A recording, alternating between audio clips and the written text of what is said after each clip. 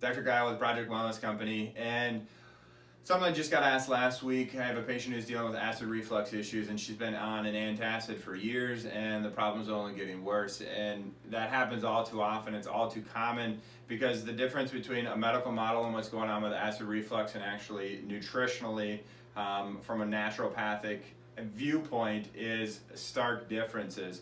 When you're taking that antacid, it's only going to drive the disease deeper. And so in order to get rid of the acid reflux, you need to start to heal the digestive tract. You need to get in there and replenish what damage has already been done due to the acid reflux and what's going on into there. It's actually a lack of acid. If it's a very general, just introducing acid into the body, whether it be pickle juice, things like that, apple cider vinegar. But if it's bad enough, we need to supplement. One of the ways that we do that, there's a couple different supplements that we would use for that. One of them would be like a Zinlori, another one would be Indefins, but there's ways to address it. And with this one, it's not a cookie cutter. It depends on what you have going on. It depends on how severe your case is when you come in.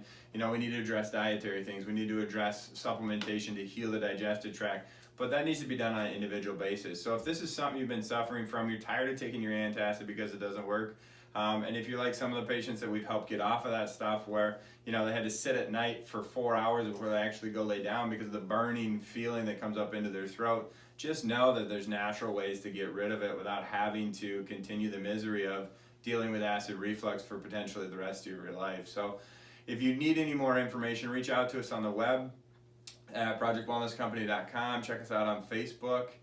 We'd love to help you get rid of it so that way you can enjoy your time after you eat your food, as opposed to being worried about what next thing is going to cause acid reflux and how long am I going to have to deal with it this time.